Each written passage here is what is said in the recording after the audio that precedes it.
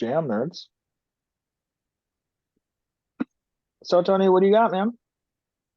Um, I'm involved in organizing a big event. It'll be in a park, and it's for a community of people who all have the same job. Hmm. Like 500 people, maybe. And my challenge is that I would like this to be a great event. And I think that involves some interaction between the delegates. We have a bunch of panels with experts and some Q&A planned, but we're a bit unclear about how the community interaction will go, because I think that's a really important part of having a fun day. So do some talking with people, not just listening all day. And I just don't know how that's going to work right now.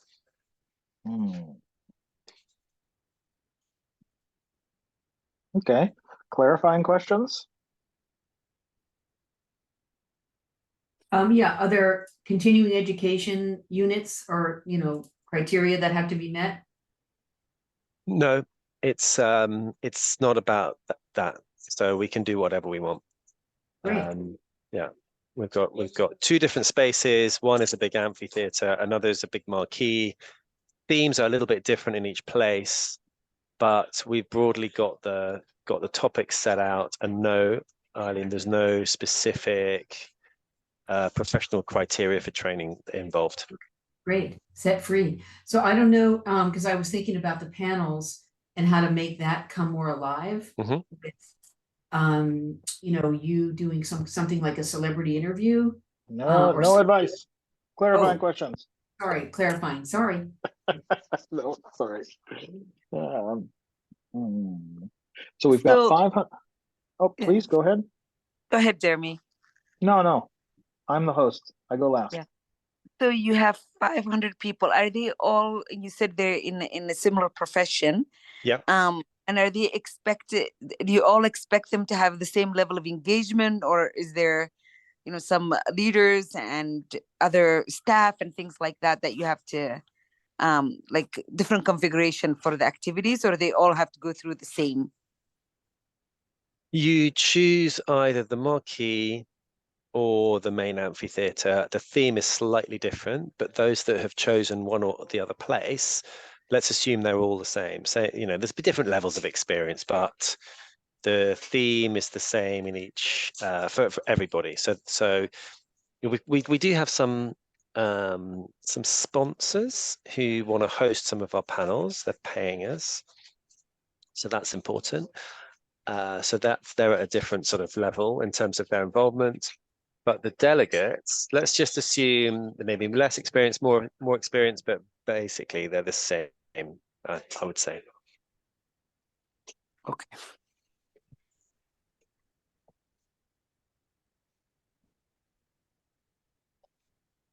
All right, so let me run my checksum. So it sounds like we've got a bit of like a sort of trade conference event. Folks of one trade. We've got I do have a question on sort of like the purpose or the intended outcome. Like, what would we like to give people for participating? Can you fill me in there? The outcome is just to have a lot of fun, joy, some insights. So I want them to learn something, and something to take away to make the job more fun and more efficient, maybe when they get back to work, and some connections. So to meet some new people. So joy, insight, and connection, I'd say. Sweet. And it sounds like we've also got some different sort of roles of people in the participant category. We've got people we've got some subgroup of sponsors, and we've got some subgroup of participants. Are there any other sort of like categories or types of participants that'll be interacting?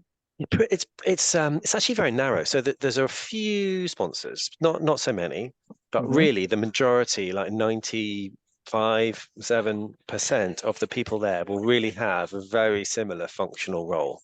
Okay. So it's not a very diverse group when you're talking about their roles. Okay, cool.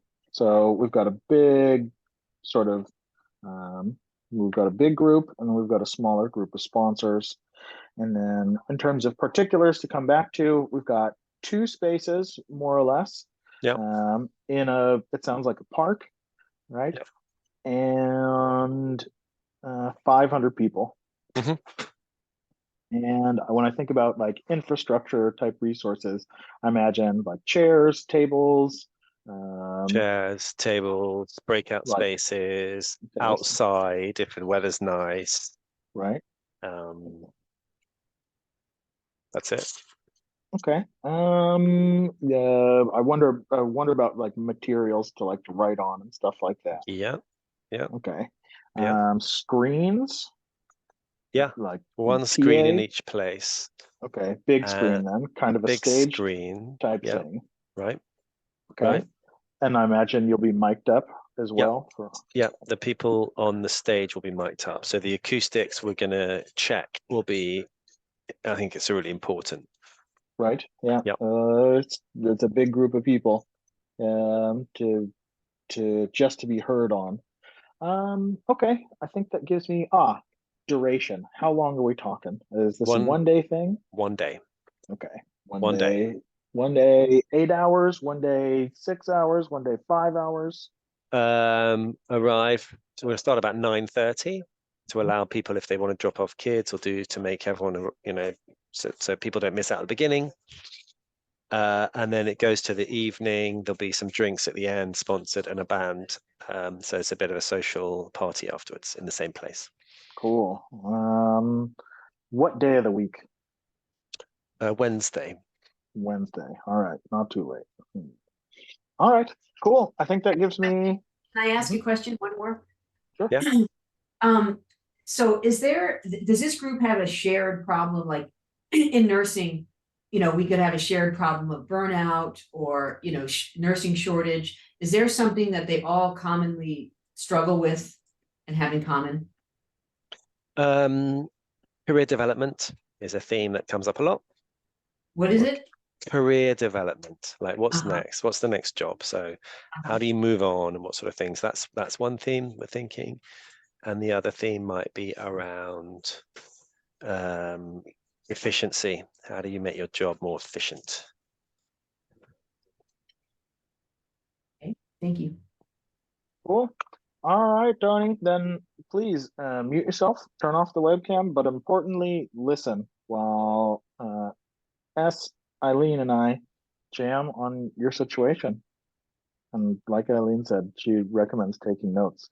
So, wise crowd. You said that you've got some time constraint. Do you want to jump in and offer us your initial thoughts and any ideas that sort of come to mind?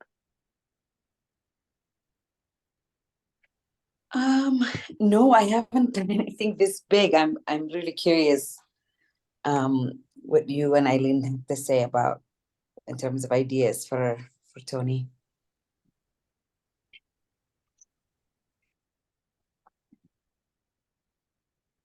I'm thinking, and I don't know if this is true, that size doesn't matter.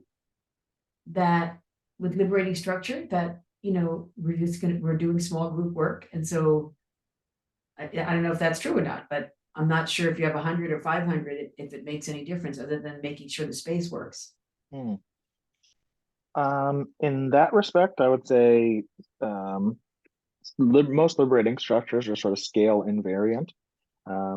What I would say is that you might want to have more like a ratio of facilitators.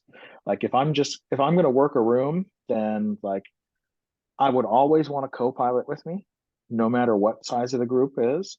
If we're talking about hundreds of people though, and we're going to ask them to engage in some form of like participatory process, you might want to have like 15, 20, like 30 people available in the space as facilitators in order to help enable participation. I mean, it depends.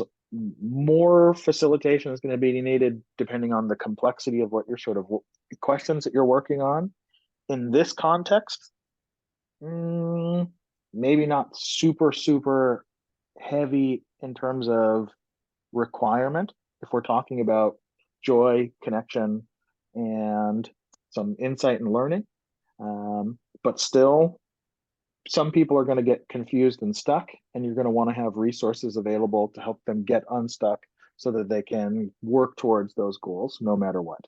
And in a group of that many people, for sure, like you're going to have a bunch of people like, what are we supposed to be doing at what point? The other point that I would jump on it is like the amount of time it's going to take you to switch from one thing to the next thing is going to be a lot of time. It's going to be a real challenge to say, all right, guys, that was your 5 minutes for that. Let's move on to the next thing. So if I come back to this goal that Tony sort of brought in of joy, insight, learning, and connection, what are the structures that sort of jump out as good enablers of those? Yeah, well, I would, I find panels to be very difficult. And so I think moving that either to Fishbowl or celebrity interview or both would be way more fun. And figuring out a way to I don't know how you do that with 500 people to get questions, groups of people talking about the topic and what questions they'd like to ask. Mm-hmm. I mean, that would to break up the panel and the talking head for sure. Right. And then when he was saying that they all have a kind of a common problem, that they don't have efficient practice, something around what is that exercise called? 10, 25, 10. Mm-hmm. Where everybody is coming up with their ideas about efficient practice, for example, or some career development steps, and getting everyone engaged and walking around the room and somehow breaking that into groups, smaller groups, obviously. Totally. That would be fun. Okay. I think what we want to also do is sort of unpack these a little bit for Tony, since he may be unfamiliar with them. So do you want to start with user experience Fishbowl, give them some overview on how that might go? Yeah, well, I think you get a few people in the middle of a room with everyone surrounding them, and they talk about they have a conversation as if they're on a road trip, they're in a car, and they're describing how they do something. So if they have efficient practice, that could be the topic. And they're driving in a car, and it's much more conversational, like, what do you do for efficient practice? And they start talking, and the other person jumps in and says, well, I do this. So that like the whole group is listening to a conversation. I may not have this right. And then the group is somehow, there's some structure to get questions from the group. Yeah, and so one thing that we might do is to have the group witness an interaction, a pretty organic interaction between a subset of participants, and then ask them to split into smaller subgroups.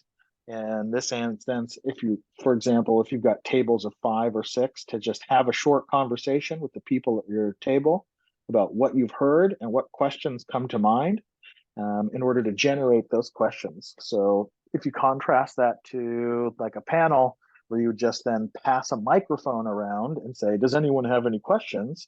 You would provide some time, 5, 10 minutes, for that small group of people to generate those additional questions, and that create surface area for that interaction in order to build some of that connection in there, and also to share some information in a smaller context about what they thought was insightful, or to answer some of the questions that were coming up in a more peer-to-peer manner.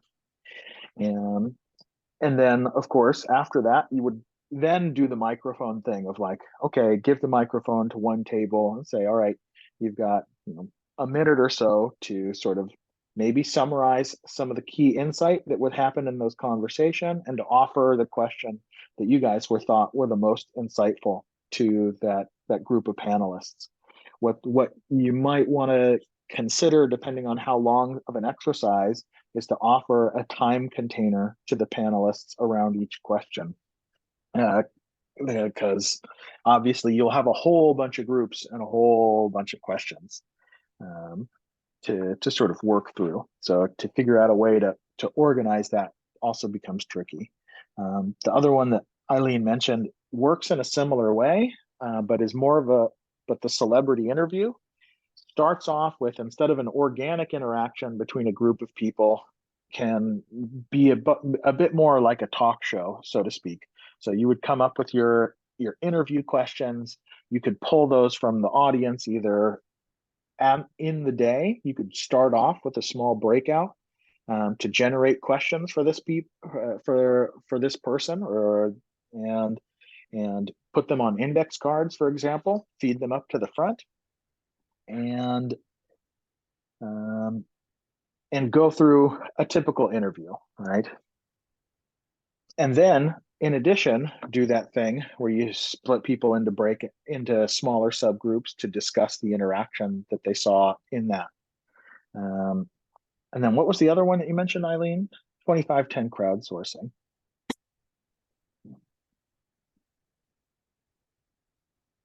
So 2510 crowdsourcing is a lot of fun. So if you're looking to create that sense of joy, definitely going to get you there. What you do is you would ask a question to the group, and basically your standard sort of brainstorm. Give us ideas about X, whether it be efficiency of work, or how you deal with Y, or so on and so forth. And then you would ask people to write down their one most significant, impactful, their best idea on this topic on an index card. And on that index card, after they've written it down, you give them like 5 minutes to write on their best idea. You would synchronize a set of rounds of scoring of those index cards, where people would take 1 minute, they would trade cards a whole bunch of time to just randomize. And at the end of that minute, whatever card you've got in your hand, you turn over, you look at, so you don't read the cards while you're doing the trading. You read the card when the timer goes off, and then you would score it on a scale of 1 to 5. 1 is, meh, not the greatest idea ever.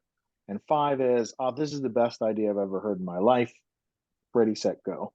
And then again, another minute goes by, you randomize cards, and you would go through that pattern of randomizing cards, scoring on a scale of 1 to 5, 5 different times. So every card at the end of that container should have 5 numbers on it. You just add up the numbers on the card as you're the 5th person, and you ask people to basically, you in a room of hundreds of people, what I would say is, all right, raise your hand, raise your card if your card has a score of 25, right? Then raise your card if your card has a score of 24. Raise your card if your card has a score of 23, so on and so forth. So collecting the cards with really high scores. And then basically you would just sort of read out, those cards with the highest scores.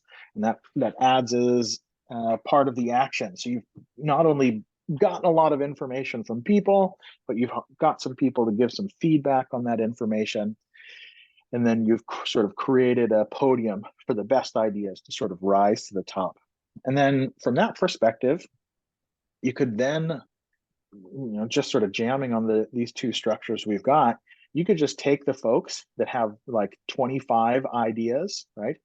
You could read off, hey, this card said this. And you could find those people that had the highest scores as voted by their peers. And then you could put them in that user experience fishbowl to have that organic interaction amongst them. And you might be very, very surprised who ends up having the ideas and information that's voted highest based on their peers' feedback. So that could be a fun sort of activity that could take, both the framing of the topic or challenge that you wanted to brainstorm ideas, could be a participatory space. As I come back to this notion around joy, connection, and shared learning, one of the obvious structures, the one we started off with today, impromptu networking. So just a series of one-on-one conversations, 5 minutes in length, with whoever's sort of next to you. And you can always invite people to prioritize people that they don't know in advance. But that's a good surface area for participation.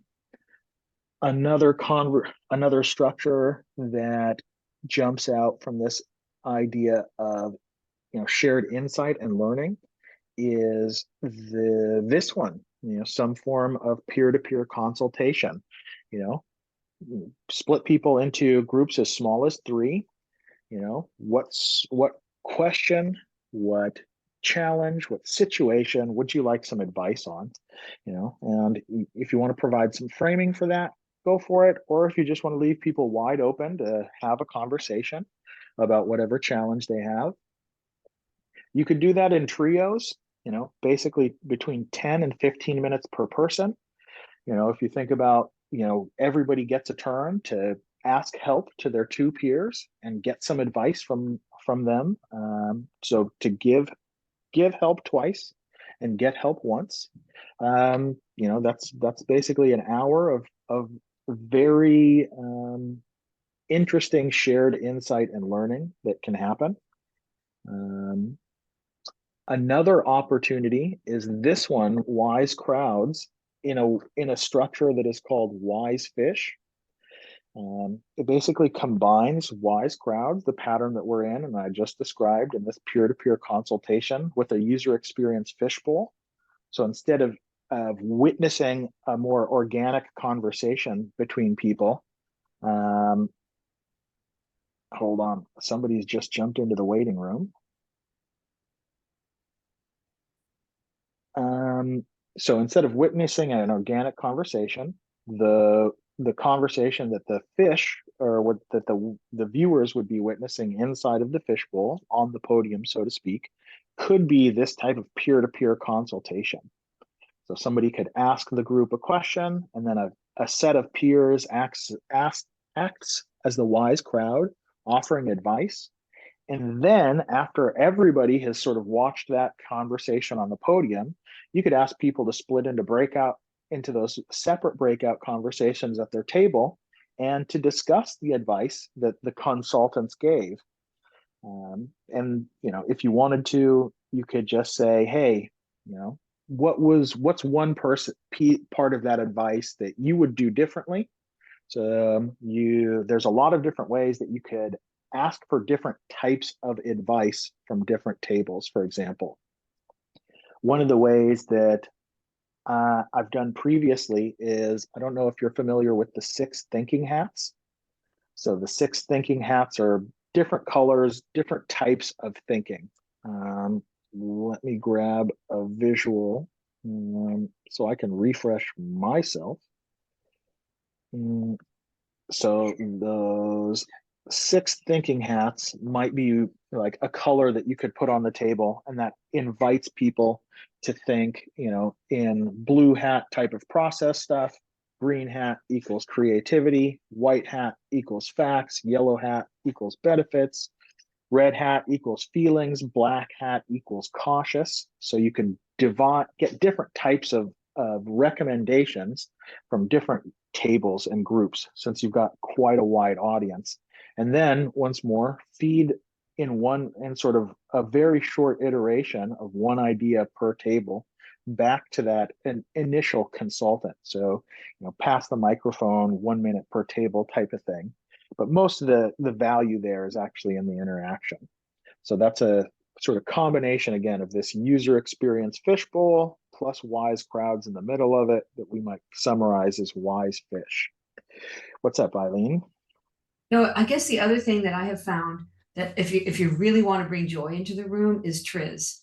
And like that, what would be some of the worst practices for career development, for example, if you wanted to completely stall out and kind of go backwards and slide away from developing your career, what behaviors would you do? And it generates so much laughter and fun in the room, because the worst case example, and what I found is it's such a better question than asking, what are the good practices? Because it makes people really aware, having a terrible, relationship with your boss or whatever. So I think that would be a great way to kind of get laughter in the room immediately. Definitely, definitely. And what's nice is when we start thinking about how we might string these structures together, that question of TRIZ could inform the generation of those help requests, right? Like we could start off with something like with around the topic of career progression. What would be the worst things that you could do that, for your career progression? If you intended your career progression to go backwards, what might you do? And that might be an interesting space to go, oh, of those things, which challenges seem, which of those exaggerated challenges are the most relevant to you as an individual? And then do that peer-to-peer consultation thing. So that into like the Troika Consulting might be a fun space. Yeah. And the other thing that I've had, like, if this group, like if there's a president, a well-known person, like somebody that everybody knows, they'd be interested in, that, just going back to the celebrity interview, if there is some one person that everybody knows and admires or whatever, and asking fun questions like what made you become an artist, and all the things that Oprah style, where you're not just asking the typical academic questions. I did that with a dean, and everybody was riveted because they didn't really know anything about her life. Yeah, there's a lot of interesting opportunity for that celebrity interview. Another structure that comes to mind, if we want to create that, again, coming back to the goal of both joy, connection, and shared learning, is a conversation cafe. So a conversation cafe would invite people to split into subgroups of, again, 4, 5, 6, and use some form of timer to give everybody or a talk and a talking object. So like those little, sand timers could do both, so to speak. Everybody takes 1 minute to respond to a central question or prompt that is the topic of the conversation cafe. And you go around the table once, and then you go around the table a second time. That invites people to respond to one another, sort of, comment on what each other shared. And then you would open up the conversation for, say, 15 minutes without that talking object. So just have a more free form flowing dialogue, sort of playing, with and off of each other's information. And then at the close of that 10-15 minute time box, go around the circle with 1 minute per person, a final time to sort of share final thought, key takeaway, closing insight. So that conversation cafe is a really robust organizational pattern that doesn't really tell you what to put in the middle of it. So you could put almost any question at the center of it, but that pattern itself is really just works very easily to organize everybody's time and ensure that you have a sort of well-functioning conversation. Another one in that similar vein is 1, 2, 4, all. The bread and butter, the Rolls Royce of liberating structures. Give folks, a minute or so to answer a specific question or prompt. Give them a few minutes to talk one-on-one with each other about what they thought, and then pair up with another pair, and importantly, paraphrase the person that they had the one-on-one with. So I would say, instead of repeating myself, I would say, Eileen told me this, and then Eileen would say, Jeremy told me that. And that would give me a chance to say, yeah, Eileen, and also this, that was a really important part that you didn't quite catch, and vice versa. And then after you've had some time for that group of 4's interaction, go around from each group of 4, so to speak, and give them a minute on the microphone to share something into the middle, the shared time, attention, and energy of everyone. So really good way to actively engage everyone in participation. And that can stack up well with these additional structures of, collecting questions, generating insight, answering questions, whatever can go in the middle of that thing. So I think we've given quite a lot of options. The only final one I might say is open space technology. Could be really fun. I don't know if that might work. Open space sort of requires a lot of different places for things to happen. So if you have this breakout space, or you have several different tables that you can clearly identify, you can create basically a list of the spaces on an Excel spreadsheet, basically, that you throw up on the wall. And there's digital tools like Sessionize that are really good for this. And you basically say, hey, these are all the spaces that you can have a conversation. And then you would demark time in a particular boundary. So along the horizontal axis, you could say 20-minute time container, 30-minute time container, whatever you want. Okay, so let's just say we use 30 minutes. So at 30 minutes in all of these different spaces increments, what are the conversations that you guys want to have? What are the topics that are really significant? What are the things that you want to explore? What are the challenges that you would love to have everybody's attention on? And then you would go along, just invite people basically to start putting their subject matter in these different time containers. And as long as it's very easy and clear for people to say, figure out, okay, it's this time, and that's the place for this conversation, you basically just allow people to self-organize around whatever subject matter they think is meaningful, significant, and interesting. So it helps provide the artifact of that Excel spreadsheet that's up on the screen or up on the wall, in order to self-organize everybody's time, attention, and energy. So that's a whole bunch of stuff, and that you can snap into different places. So I don't want to give too much. So Tony, if you want to come back and tell us what of that stuff really stuck out as particularly possibly useful for you, let us know. Thank you so much for sharing all of those ideas. I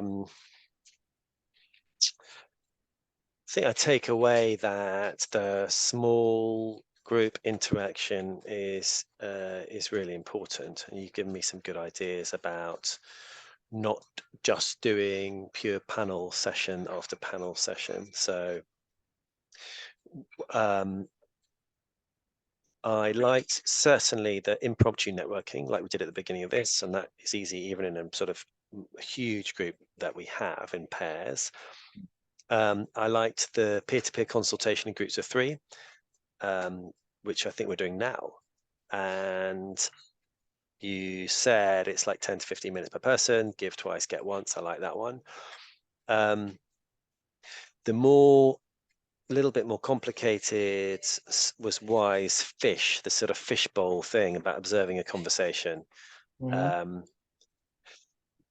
That I'd need to just give that a little bit more thought, because I want people, I don't think we've got tables, so it might just be people sitting in lines of chairs. So it's a little bit more difficult to get into bigger groups of sort of 8 or something like that, because they're not on natural tables.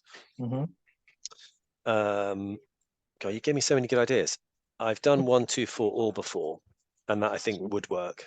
Certainly the 1, 2, and 4 bit. How we get feedback from the different groups of 4, if there's like 250 people in the room, I don't know, maybe that plenary part is less important, but the conversation with 2s and then 4s, I think would be quite valuable. Hey, you gave me this whole bunch of others here, TRIZ and a conversation cafe, and then rating questions on cards, open space technology. You know, there was so much in that short period that it's a little overwhelming. Yeah, I can totally dig that. The intention behind this space is to give you like threads that you can then unravel. You know, hopefully we've opened up enough rabbit holes that you can jump down and go, oh yeah, I can do this and I can do that. Yeah, so it'll definitely require lots and lots and lots more time. Just to give you my blueprint, my recipe. Yeah. So if you're organizing a full day together, right? I would say like 3 days of planning is probably what you want to spend just to organize the agenda for folks, right? So that's a 3-to-1 ratio is not unreasonable if you want to create a very participatory space for folks. Yeah, I agree. So there we go. Also, just trusting that when you get people in a room that and you just give them enough of a structure to talk about their lives and what matters in their lives, it's magic. You don't have to sweat it. Once you have the structures and the strings all lined up, it really works. I've never really had anybody in the back of the room with their arms folded, not wanting to participate. Yeah. I worry slightly about the practical aspect when it comes to rating the cards. It could get, I don't know, because you guys are the experts, not me, but I just wonder if it could get a bit chaotic and people, and interrupting people when they're speaking. If there's that many people, some might. The card switching is chaotic, and that's what makes it really fun, because people are just walking around. So they're not sitting, now they're walking around, and they have to change their card 5 times. And so people are laughing, and it's fun and surprising, like, just by setting it up and saying, this is what we're going to do. And there's some loud bell to stop people to rate, and then they switch again. So they're all, it's a high energy thing, like after a meal. It's really great. And since you are going to have a sound installation, the Benny Hill theme song is perfect. It perfectly encapsulates the type of chaotic, like, this is ridiculous and I feel silly type of atmosphere that you're actually looking for in that randomization. So, love it. And I'm happy to jam with you if you want additional, like, time, attention, and energy into the organization space. So we'll call that one game over. Good game, gang. Roger, welcome to the Wise Crowds design call. Thank you. So sorry for being so late. No, it's all right. Thanks for hanging out for like ever in the waiting room as we got through Tony's case. So have you played the game of Wise Crowds before? I have not, and I'm fascinated by it. I was reading on the meetup site a little bit about it, so I haven't done it. I'm familiar with liberating structures. My wife is an OD specialist and executive coach for many years. Cool. She's into liberating structures, so and Righteous. even designed one herself. Nice. That she's written a book about. So, righteous. Well, Wise Crowds is it goes by a lot of different names. It just uses this structure of sharing a particular question or help request, and getting some clarification questions from a group of peers, and then basically recusing yourself from the conversation so that the peers can talk, and then coming back to offer some feedback as to what you found particularly salient, insightful, and useful. So I know that Eileen can always hustle up a help request for you, but since this is your first time into the space, I will sort of invite you. Do you have a particular question, challenge, or a situation that you'd like consultation on? Sure. I mean, that's an answer. That's a question that always has multiple answers, I think, for all of us. And the challenge is to which one to surface at the moment to maximize one's progress on whatever directions we're trying to get to. So, I mentioned the liberating structure Wise Crowds framework that my wife originally designed about 25 years ago. She's been using for many years. She got her master's in organizational development, has been a master certified coach for about 25 years. After being a geophysicist, geoscientist in the oil and gas industry, decided she didn't like that, so she wanted to go into organizational science and design. So what she did is she published a book on this in 2021 called The Art of Alignment, A Practical Guide to Inclusive Leadership. And coming from a STEM background, she has done a lot of work in STEM and technology industries. And so working with tech leaders like myself, I'm an electrical engineer, 30 plus years in engineering. And what she saw in the tech industry is a lot of tech-minded folk that, needed something a little bit more process-oriented to get the wisdom of their particular crowds surfaced. And so what she designed over time with a partner of hers is what she calls the art of alignment, which is, a really straightforward process. And it's a very simple process, but it's a very powerful one.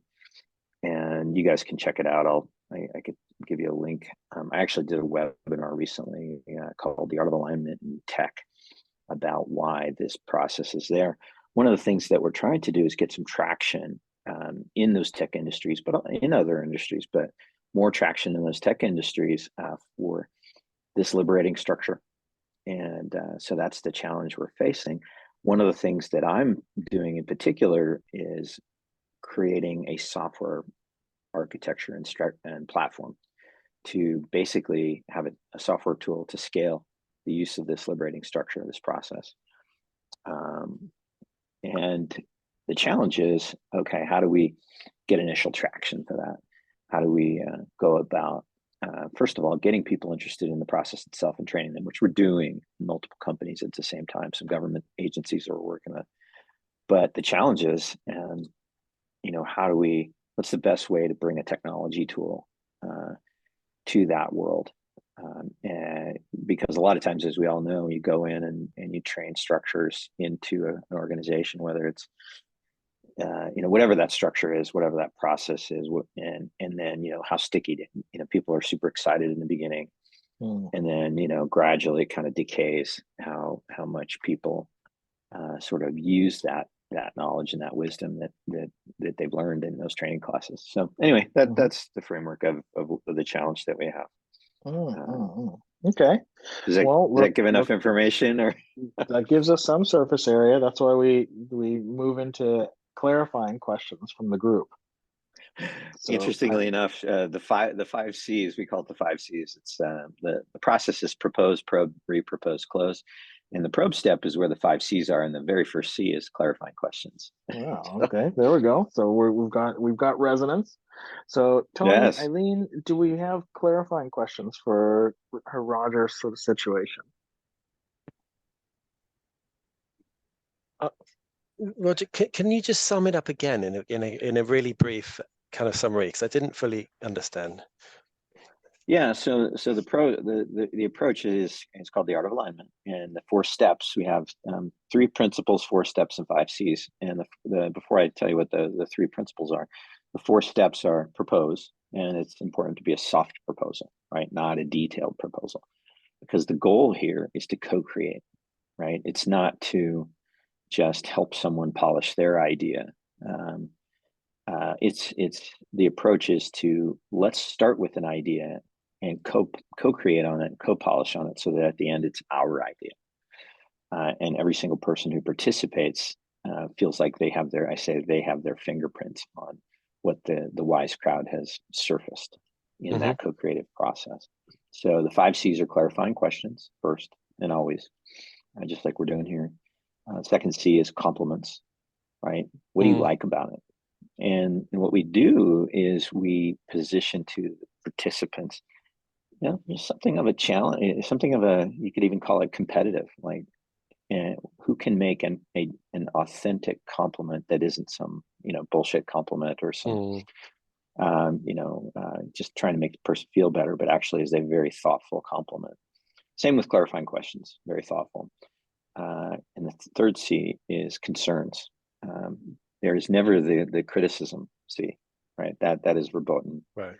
So the third C is concerns. I now understand this well enough that I could actually pitch it myself in front of somebody at a cocktail party, right? That's always what I teach startup founders, because that's the other thing I do is I coach deep tech startup CEOs, and I always tell them, look, it's 2 things. Number one is it's not what you say that they remember; it's how you make them feel. And the feeling you want an investor to have is excitement. And then the other thing you want them to have is armed enough to be at a cocktail party and after a couple of drinks be able to basically soft pitch your elevator pitch. So the clarifying questions are, hey, I need to know enough to be able to pitch this thing. Compliments, as I said, concerns. right? Hey, I have some legitimate concerns on this, and here they are. And then after everyone expresses concerns, and the proposer captures that, then we go to, okay, based on these concerns that we've heard here and that we kind of agree are concerns, what are the changes that we're going to make? And then you co-create on the changes. And then the soft proposer then asks for a commitment vote, right? Okay, based on what you've heard and you like, and the changes that it looks like we're going to make to this, kind of what level of commitment are you? A 1, which is you'll do anything to stop this, or a fist, actually, we call it fistify. Fist is I'll do anything to stop this, right? And then 5 is I'll do almost anything to make this happen, right? And where are you in that space? And what we do is we teach people to make sure that you get to at least 3s and no 2s or 1s. And the 2s, what the people will ask that 2 is, okay, so you really have serious concerns here. You're not, I'll do anything to stop this, but you have serious concerns. Did you not surface a concern in the concern space that we've dealt with? And then what you try to do is get those 2s to at least 3s, right? And what that does is it gives you at least 3 and above. And now the proposer is going to go back and recraft the proposal to incorporate all the changes. And then we come back and go through it again.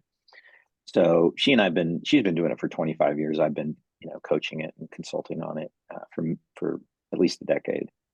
And, we find that it works every time, pretty much every time. It sounds like a really great structure for a co-creation and then a sort of support.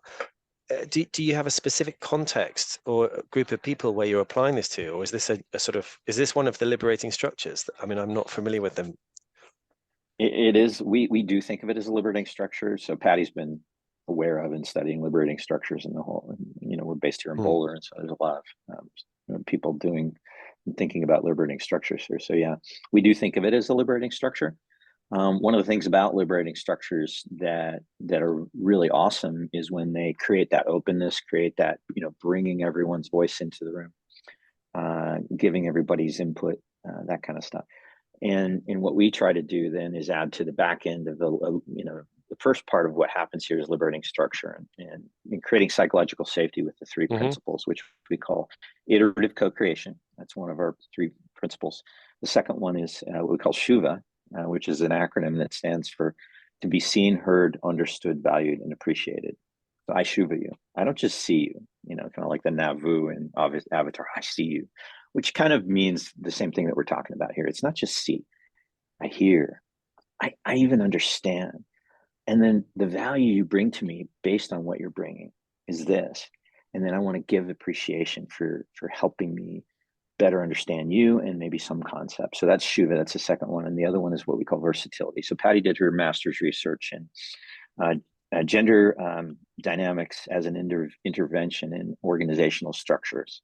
And so she uses a model of archetypal Jungian psychology based, the Tao Te Ching kind of stuff, but based in the idea of dynamically balancing both positive masculine archetype and positive feminine archetype energies. There's some delicacy around communicating these days with all of the sensitivity around gender and what's been done in the past around gender. So we're actually kind of working on that to make that. But those are the 3 principles. The whole concept is to create that psychologically safe space for not only a proposer, but all for all the participants, but also some structure, also some discipline, you might call it, where it's like, no, we're in compliments right now, Jeremy. We're not, that is a criticism, or that's not a clarifying question. That's a criticism veiled as a clarifying question. And so what we do is we teach the teams that adopt this really how to create that self-sustaining culture around this we call it the self-aligning culture. Once we get teams to learn this lingo and to be able to do this consistently, they don't even have to go through the 4 steps and the 5 C's in precise order. It's almost like jazz. In the beginning, we're teaching them, sort of the Mary Had a Little Lamb and Row, Row, Row Your Boat of music, the music, and make sure that they understand the progressions. But then very quickly, we get our teams, our clients into, we call it alignment jazz, where they're all able to basically riff off of each other and know where we're at any given time. Anyway, sorry for too much information maybe here, but hopefully that clarifies. Yeah. So what was the four steps one more time? Propose, Mm-hmm. probe, Mm-hmm. repropose, close.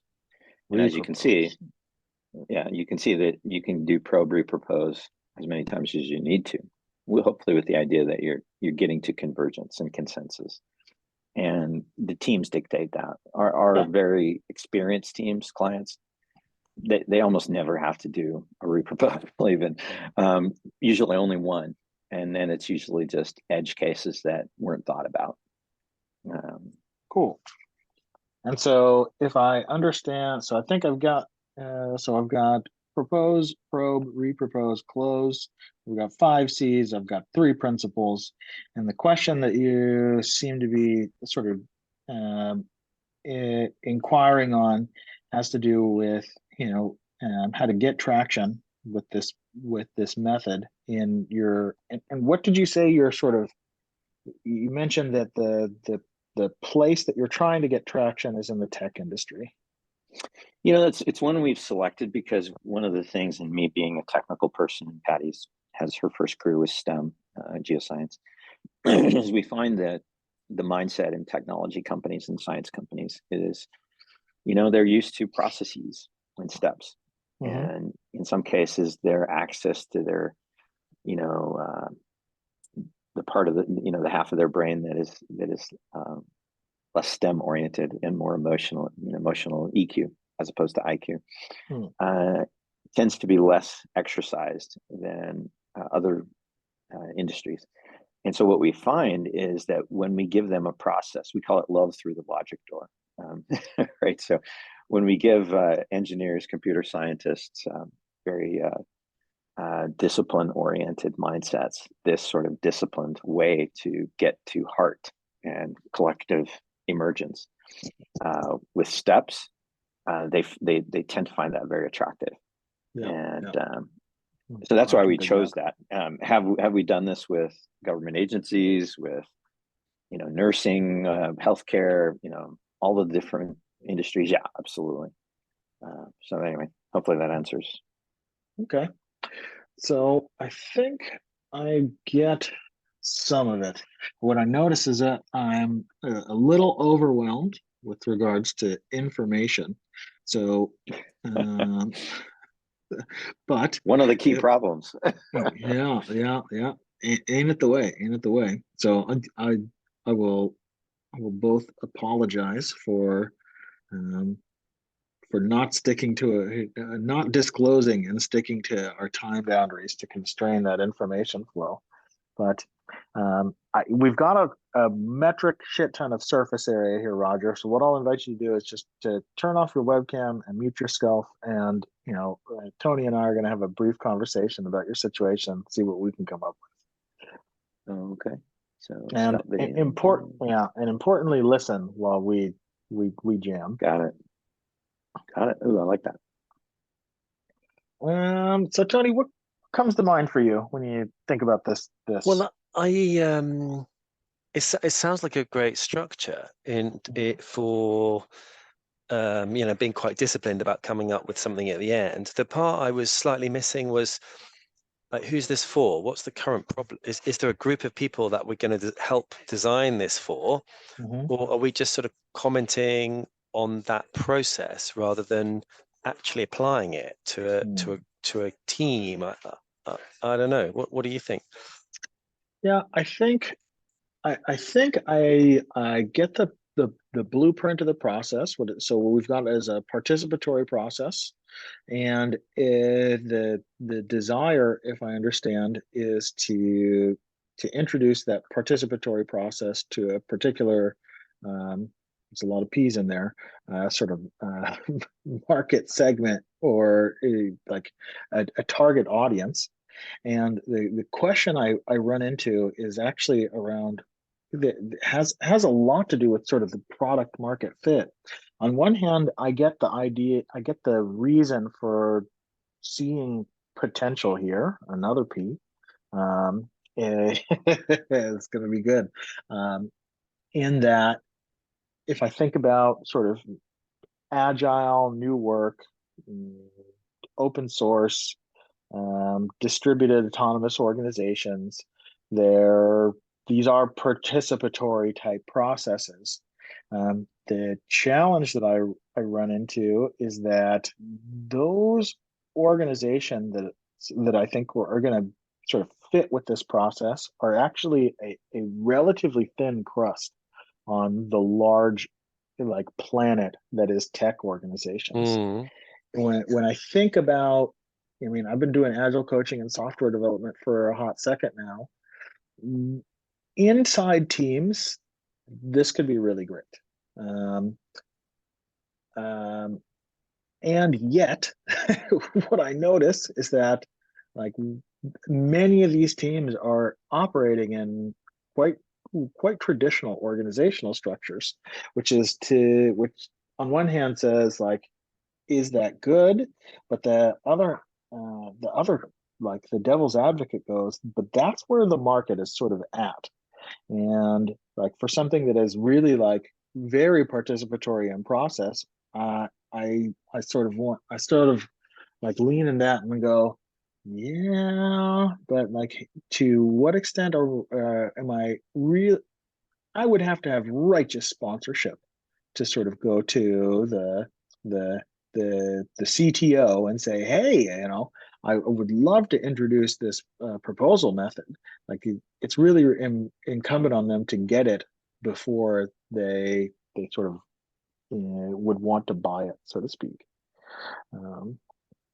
So there's a challenge in there that I can see as being quite relevant. What jumps out to me as opportunities is going to be to like jump in to like find your others, to find your allies, right?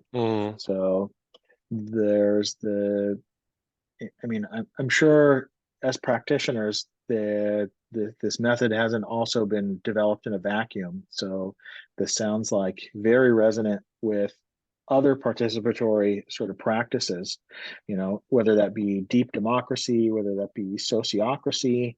And on one hand, it seems kind of crazy to like collaborate with your competitors in one way, but those are the people that are going to get this thing the quickest, purest, and fastest. And to like find novel ways of collaborating with those folks that are already in your subgroup and in your corner, and work the same sort of circuit that you find these guys at, if that makes any sense.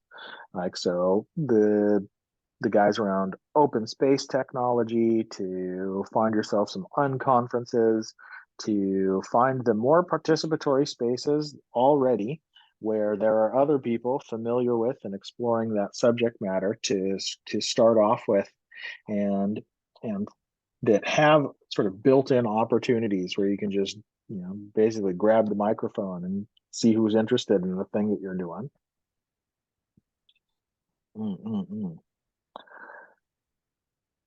I'm wondering also whether, this structure, is it always right for, doesn't it depend a little bit on the objective of the group and what they want to achieve and what's the sort of outcome they want? Because there might be other ways that are as good as the one that Roger's suggesting, depending on what the real objective of the target is. Yeah. I certainly don't have an answer.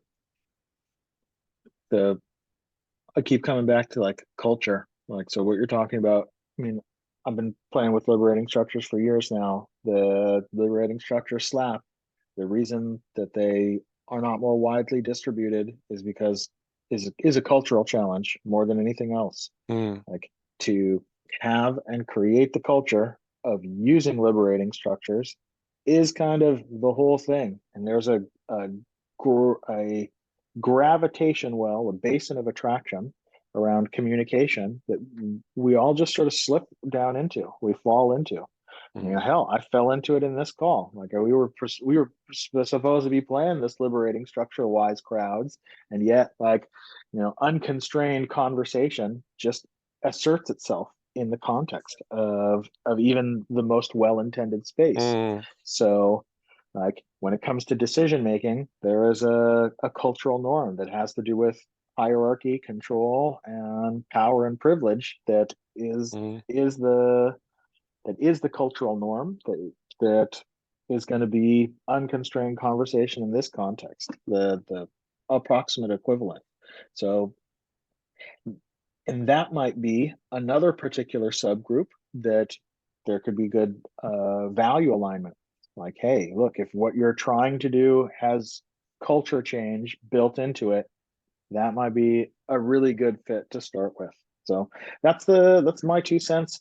I'm going to invite Roger to come back and offer us his takeaway based on our conversation, because I got to skedaddle and go pick up the kids. Yeah, we're out of time, aren't we?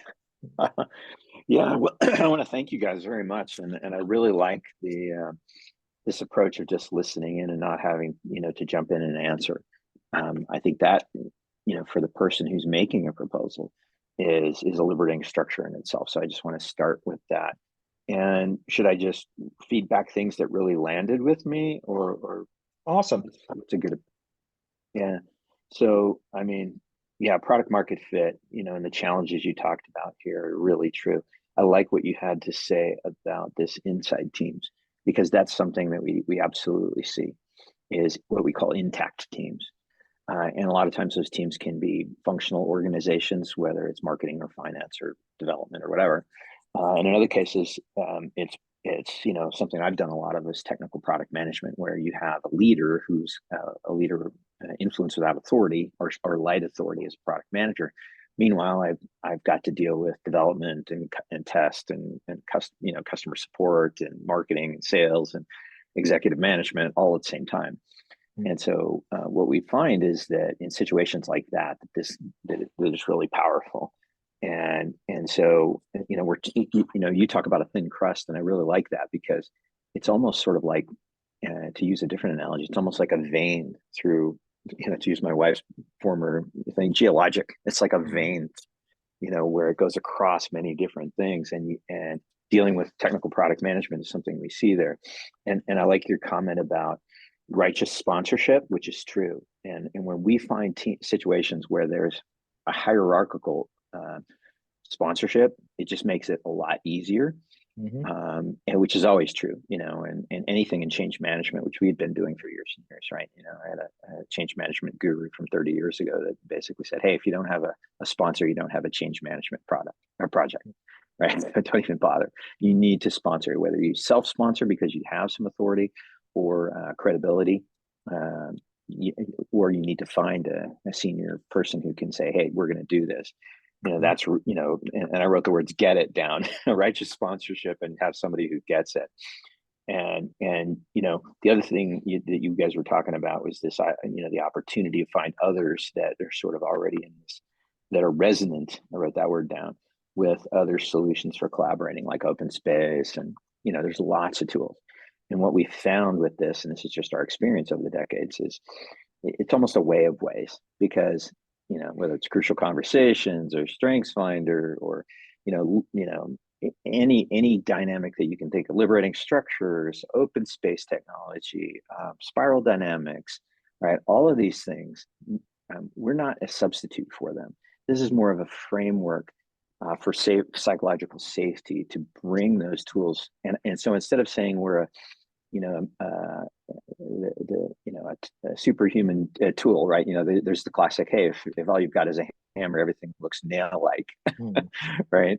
This is more of a toolbox, is the way we view it. We view this as basically a place to put your tools and to bring your tools, and then pull out those tools when it's time. So, you know, you don't want to, there's no such thing as a magic tool, but there is a magic tool mentality or approach, but there is a magic toolbox approach, which is always be open to a new tool, always be open to, you know, Brene Brown's vulnerability dynamics, and, you know, name anything, right? What we intend to do is teach, and we do this, we teach them.